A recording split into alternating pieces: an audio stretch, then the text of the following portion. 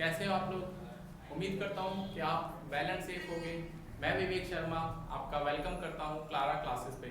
तो बच्चों, हमने पिछले सेक्शन में जाना था कि किस तरह से हम नंबर सिस्टम का जो डिवीज़न है, एक तरह से नंबर्स का डिवीज़न है, वो हम कर सकते हैं।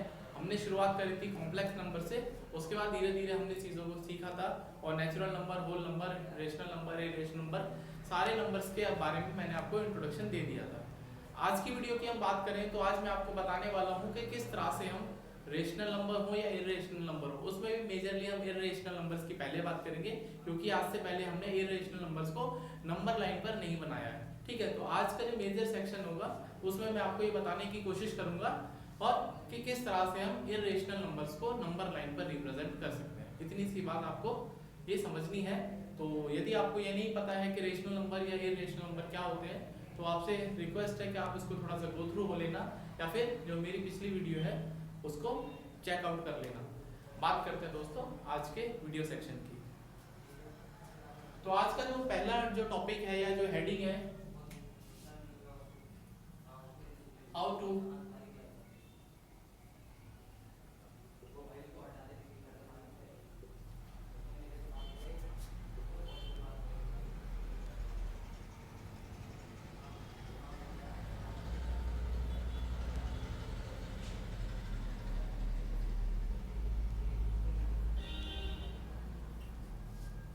तो आज का जो पहला टॉपिक है वो ये है कि हम इरेशनल नंबर्स को किस तरह से नंबर लाइन पर रिप्रेजेंट दोस्तों कर पाएंगे। ठीक है, तो सबसे पहले इरेशनल नंबर्स की थोड़ी सी जानकारी आपको दे देता हूँ कि इरेशनल नंबर्स बच्चों वो नंबर्स होते हैं जो कि नॉन टर्मिनेटिंग होते हैं और नॉन रिकरिंग होते हैं। मतलब वो नंबर्स ना तो कभी खत्म होंगे डेसिमल्स के बाद में, ना ही वो रिपीट होंगे। ठीक है, तो ऐसे जितने भी नंबर्स होते हैं वो सब इरेशनल नंबर्स या हिंदी में अपरिमेय संख्याएं इनको बोलते हैं।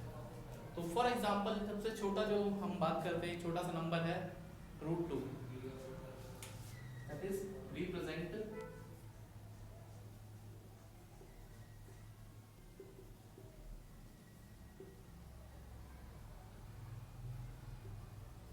ठीक है।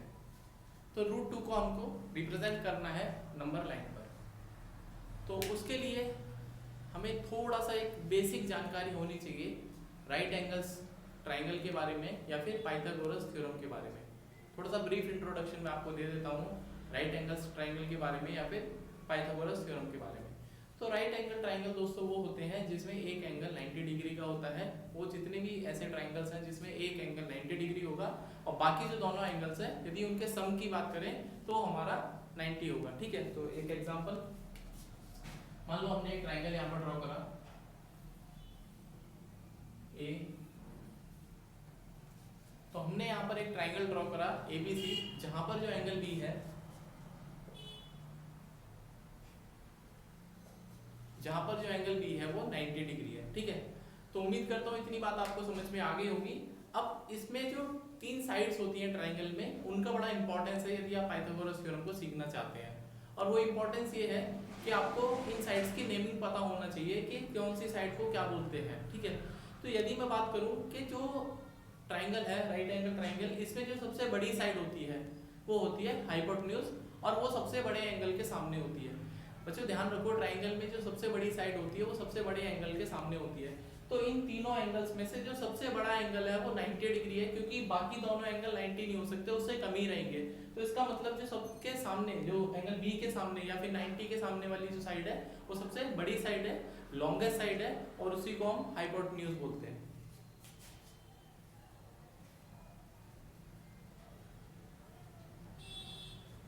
तो जो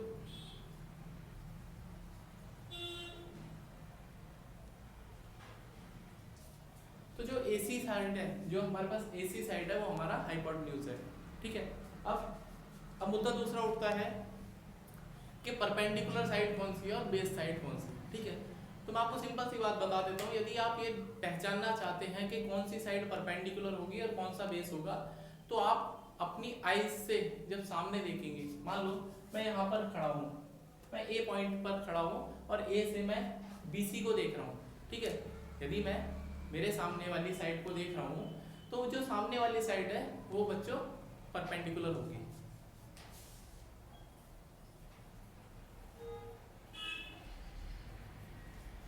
तो वो कौन सी होगी, परपेंडिकुलर होगी, और जो तीसरी साइड बची ऑब्वियसली बात है वो बेस होगा। तो एक जो राइट एंगल ट्राइंगल है उसमें जो प्रॉपरली जो मैंने तीनों साइड्स का आपको बेसिक मतलब एक तरह से ये नेमिंग बता दिया कि कैसे इनकी नेमिंग करते हैं। हाइपोटेन्यूज क्या होता है, 90 के सामने वाली साइड, या फिर इसको लॉन्गेस्ट साइड भी बोलते हैं। अब पाइथागोरस थ्योरम कहती क्या है, उसका स्टेटमेंट क्या है। तो पाइथागोरस थ्योरम ये कहती है कि यदि हमारे पास एक राइट एंगल ट्राइंगल है तो उसमें जो हाइपोटेन्यूज का स्क्वायर होगा, उसमें जो हाइपोटेन्यूज का स्क्वायर होगा वो समीशन होगा, किसके इक्वल होगा summation, that is square of other two sides. कितनी बार बोली मैंने कि that is the square of hypotenuse will be equal to the summation of square of other two sides। Simple सी डेफिनेशन है, सिंपल सी इसकी स्टेटमेंट है। आपको ये बात पहले भी बताई गई होगी और फिर भी मैंने आपको एक रिवीजन करा दिया।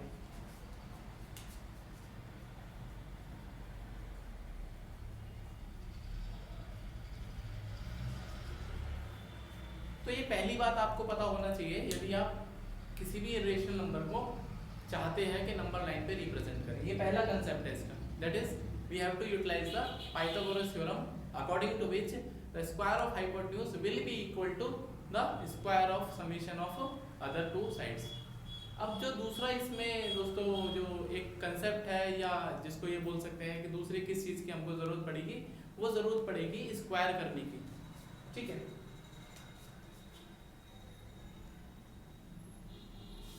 दोस्तों यदि मैं आपसे पूछता हूँ कि 2 का स्क्वायर कितना होगा तो आपका जवाब आएगा कि सर 4 होगा।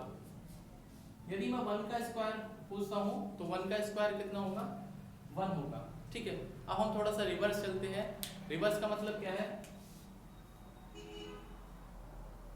मैं आपसे पूछता हूँ कि 4 किसका स्क्वायर है, 4 किसका स्क्वायर है, तो अभी भी जो आपका जवाब है वो ये रहेगा कि 2 का स्क्वायर है 4। यदि मैं आपसे पूछता हूँ कि 9 किसका स्क्वायर है तो आपका जवाब आएगा 3 का स्क्वायर है। अब सवाल उठता है कि 2 किसका स्क्वायर है। अब क्वेश्चन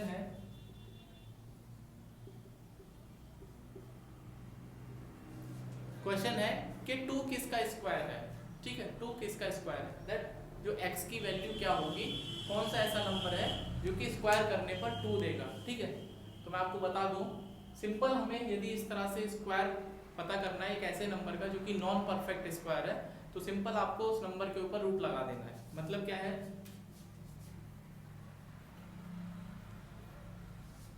कि जो 2 है वो √2 का स्क्वायर है। क्या बोला मैंने कि जो 2 है वो √2 का स्क्वायर है। सिमिलरली मैं आपसे पूछता हूं कि 3 किसका स्क्वायर होगा, तो आपका जवाब अब आ जाना चाहिए कि 3 जो है वो √3 का स्क्वायर है। Hope it is clear to you. अब आप 4 पे नहीं जाना क्योंकि 4 एक परफेक्ट स्क्वायर नंबर है। 1 9 16 25 36 49 81 100 1 9 16 1 4 9 16 25 36 49 81 100 these are the first 10 square perfect square numbers. ठीक है, इनके अलावा यदि कोई नंबर है जिसका आप स्क्वायर करना चाहते हैं, जैसे मैंने बोला कि 3 किसका स्क्वायर है तो डेफिनेटली √3 का स्क्वायर है। 7 किसका स्क्वायर है,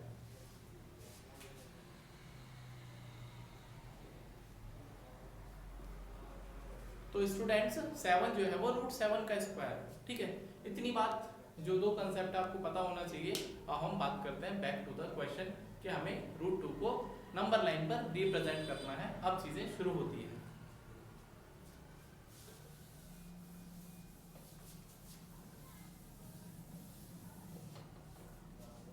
तो सबसे पहले क्या करना है फ्रेंड्स,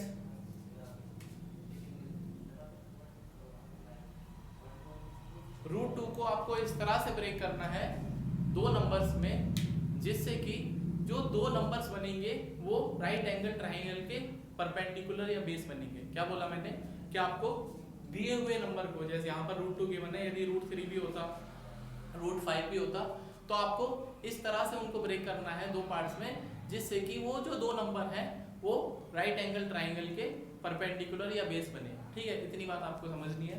तो डेफिनेटली बात है कि 1 को मैं क्या बोलूंगा, सॉरी √2 को हम क्या बोलेंगे, 1 + 1 बोलेंगे, सिंपल।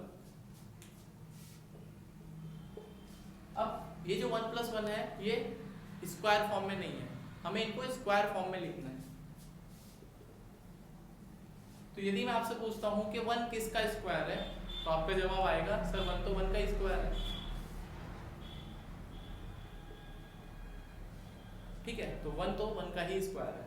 अब ये जो नंबर ब्रैकेट के अंदर लिखा हुआ है, ये जो नंबर ब्रैकेट के अंदर लिखा हुआ है स्क्वायर, मतलब किसका स्क्वायर है, जो किसका है ना वो हमारी ट्राइंगल्स की परपेंडिकुलर या बेस बनेगी। ठीक है, क्या बोला मैंने, आपसे पूछा जाए ये किसका स्क्वायर है, तो जो किसका आंसर है ना वो हमारी जो राइट एंगल ट्राइंगल की परपेंडिकुलर या बेस बनेगी।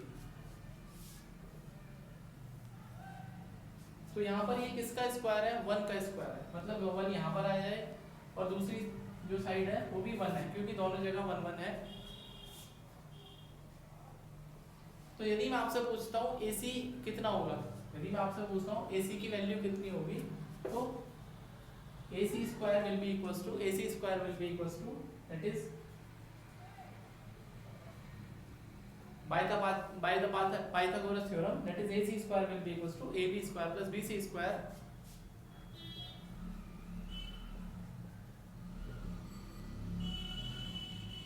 तो स्टूडेंट AC स्क्वायर की वैल्यू 2 है, तो AC की वैल्यू कितनी होगी, AC की वैल्यू कितनी होगी,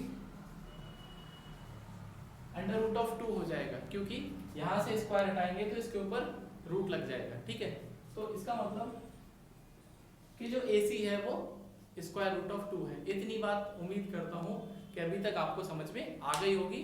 और हम बात करते हैं कि इस कंसेप्ट को यूटिलाइज करते हैं और नंबर लाइन पर रिप्रेजेंट करते हैं स्क्वायर रूट ऑफ 2 को।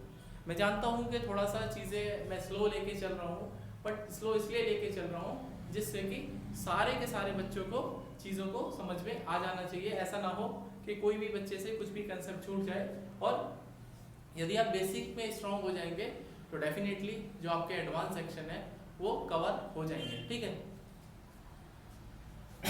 तो चलिए बात करते हैं।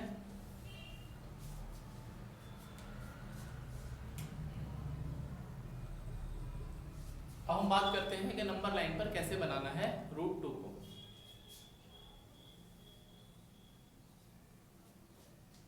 तो हमने एक 0 पॉइंट मार्क कर लिया नंबर लाइन पर, और हमें पता है कि नंबर लाइन के यदि मैं राइट हैंड साइड में जाता हूं तो मुझे पॉजिटिव नंबर्स मिलेंगे, और यदि मैं इसके लेफ्ट हैंड साइड में जाऊंगा 0 के तो मुझे नेगेटिव नंबर्स मिलेंगे।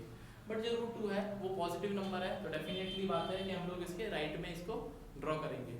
तो मैंने क्या बोला कि आपको 1 + 1 दैट इज 1 स्क्वायर + 1 स्क्वायर को यूज करना है। तो 1 + 1 या फिर 1 स्क्वायर + 1 स्क्वायर को यूज करेंगे। तो यहाँ पर क्या है, आपको एक राइट एंगल ट्राइंगल ड्रॉ करना है, राइट एंगल ट्राइंगल ड्रॉ करना है।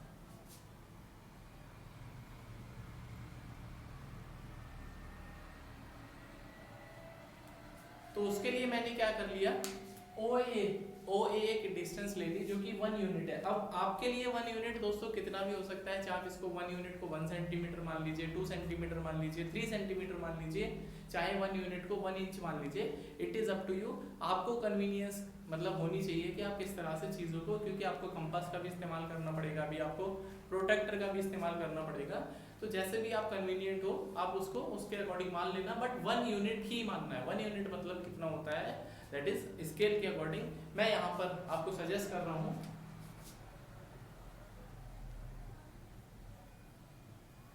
कि आप 1 यूनिट को 2 सेंटीमीटर मानिए, 1 यूनिट को 2 सेंटीमीटर मानिए। इससे क्या होगा, फिगर ना ज़्यादा बड़ी बनेगी ना ज़्यादा छोटी बनेगी। तो मैंने यहाँ पर O से लेके एक डिस्टेंस मार्क कर दी, दैट इज 1 यूनिट। अब हमें क्या करना है, A पॉइंट पर एक 90 डिग्री खींचना है। A पॉइंट पर एक 90 डिग्री की लाइन खींचनी है, और वो भी 1 यूनिट की होनी चाहिए। तो हम क्या करेंगे, यहाँ पर एक 90 डिग्री, आप चाहे तो प्रोटेक्टर का यूज कर सकते हैं, चाहे तो आप कंपास से ही बना सकते हैं। तो मैंने यहाँ पर एक 90 डिग्री ड्रॉ कर लिया, और ये पॉइंट ले लिया मैंने लाइक B, ये मैंने पॉइंट ले लिया B। तो स्टूडेंट्स जो AB की लंबाई है वो भी हमारी 1 यूनिट है। होप इट इज क्लियर कि ये भी 1 यूनिट है, ये भी 1 यूनिट है। यदि ये भी 1 यूनिट है और ये भी 1 यूनिट है, तो ऑब्वियस सी बात है जो इसकी हाइपोटेन्यूज है वो कितनी बनेगी, वो √2 यूनिट बनेगी।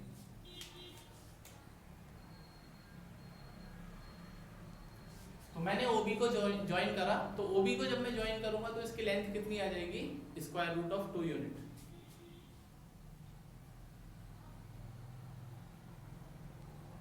कितनी आ जाएगी, स्क्वायर रूट ऑफ 2 यूनिट आ जाएगी। अब सवाल ऑलमोस्ट पूरा हो गया, बट हमारा जो एम था वो ये था कि स्क्वायर रूट ऑफ 2 को हमें नंबर लाइन पर रिप्रेजेंट करना था, बट अभी तक मैं सिर्फ इसकी लेंथ मेजर कर पाया हूँ कि रूट 2 कितना होता है, बट सवाल ये नहीं था कि कितना होता है, सवाल ये था कि इसको नंबर लाइन पर रिप्रेजेंट करना है। तो उसके लिए हमें कंपास की जरूरत पड़ेगी, उसके लिए हमें कंपास की जरूरत पड़ेगी और अपने कंपास में OB डिस्टेंस को मेजर कर लेना और यहाँ से क्या करना, O को सेंटर मानकर एक आर्क लगाना है आपको, जो कि कहीं ना कहीं एक आर्क लगाना है आपको O को सेंटर मान के और B या फिर OB को रेडियस मान के, O सेंटर है और OB रेडियस है, तो आप इसको रेडियस कंसीडर कर करके आपको क्या करना है, B पॉइंट से एक आर्क मेजर करना है, जो कि हमारी नंबर लाइन को C पर रिप्रेजेंट कर रहा है। क्या कर रहा है, क्योंकि हमारी नंबर लाइन को C पर रिप्रेजेंट कर रहा है या फिर C पर इंटरसेक्ट कर रहा है। तो यहां से दोस्तों जो OC की वैल्यू आएगी वो OB के इक्वल आ जाएगा, और OB पहले ही मैं आपको बता चुका हूं कितना है, वो √2 यूनिट है। कितना है दोस्तों, √2 यूनिट है। यदि मैं एक यूनिट के बाद एक और यूनिट बनाऊंगा इसमें बेस में या नंबर लाइन में, यदि मैं एक के बाद एक और यूनिट बनाना चाहता हूं, दैट इज 1 यूनिट के बाद 2 यूनिट कहां पे अलाई करेगा, तो 2 यूनिट लगभग जो OD है, जो दोस्तों OD है वो 2 यूनिट है। तो मैंने एक चीज और ऑब्जर्व करी यहाँ पर कि जो स्क्वायर रूट ऑफ 2 है वो कितना है, 1 से तो बड़ा है क्योंकि 1 के राइट में आ रहा है, बट 2 से छोटा है। क्या बोला मैंने कि जो स्क्वायर रूट ऑफ 2 है वो 1 से तो ग्रेटर है, बट क्या है, 2 से छोटा वैल्यू है या छोटा नंबर है, ठीक है।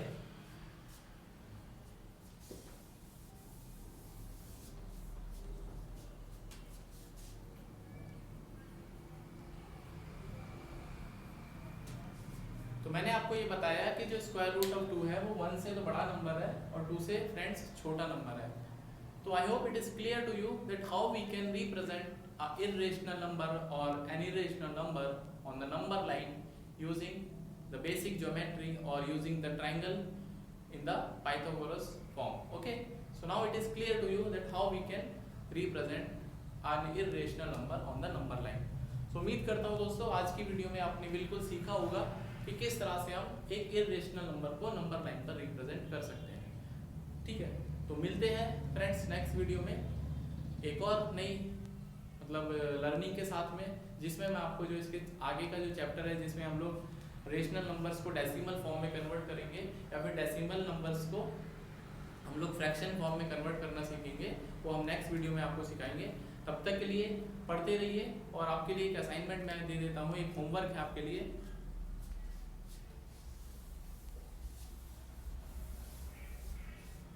और होमवर्क ये है कि आपको √3 को नंबर लाइन पर रिप्रेजेंट करना है। तो आज की वीडियो में इतना ही, मिलते हैं नेक्स्ट वीडियो में, तब तक के लिए अपना ध्यान रखिए, खुश रहिए, पढ़ते रहिए, बाय, टेक केयर।